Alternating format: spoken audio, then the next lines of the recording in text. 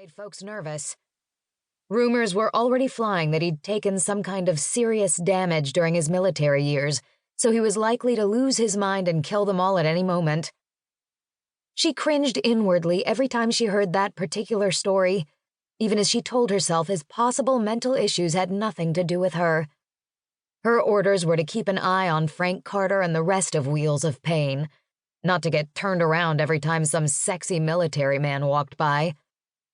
But he was hard to ignore while she waited for her visitation. Deliciously tall, he'd let his black hair grow way too long. He'd brushed it out of his eyes and under his hat at least twice each time she'd seen him. He wasn't used to that hat, she realized pretty quick, but it seemed to be growing on him. He visibly relaxed a little every time he put it on again. Broad shoulders, long legs, and a hell of a lot of muscle made her wonder exactly what it was that brought him home from the Middle East. Nothing she could see, at least not from the window. It was tempting to get close enough to find out. Well, tempting for her. Most other people seemed to give the big man an insultingly wide berth whenever he walked by.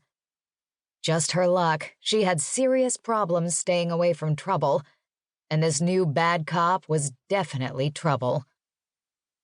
She paused on the steps leading to where she'd parked her bike. In the distance, kids climbed on a playset. Shrieks of laughter carried a long way, as did the sound of parents giving warnings and probably being ignored.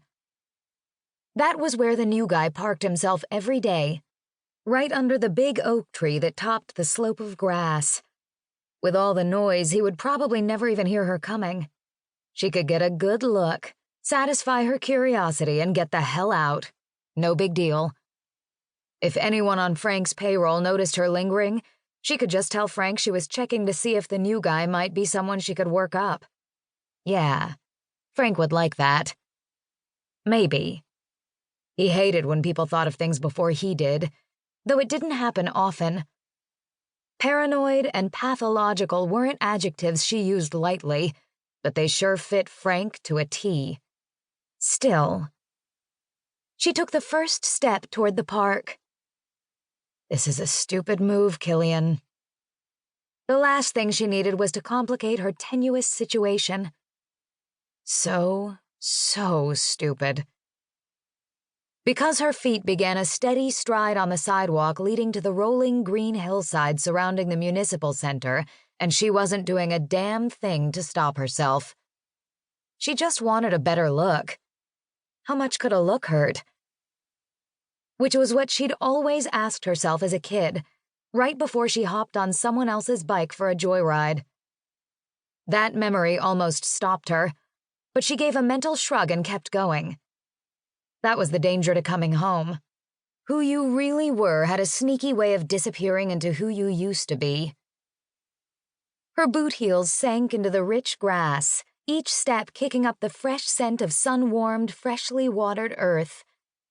But earth wasn't what had her attention. No. That was firmly trained on the length of man stretched out where the ground had just started to slope. Arms folded behind his head, wide-brimmed green felt hat over his face, those long legs crossed at the ankle, and his chest rising and falling evenly. He was the picture of relaxation. She slowed, allowing her gaze to trace the thick ropes of muscle where his biceps escaped the short sleeves of his brown uniform. Arms the size of anacondas, she decided, feeling a curl of inappropriate interest rise like smoke in her belly. 6'3" if he was an inch, the guy was head-to-toe muscle. His chest spread the confines of his uniform shirt so far, he'd had to undo several buttons to allow his arms up like that. The fabric of his pants strained at the upper curve of his quads. She glanced briefly at the not-so-subtle bulge at his groin. Definitely not a eunuch, this one. The smoke grew thicker. All too easily, she could picture herself straddling his hips and rubbing her breasts against that massive chest.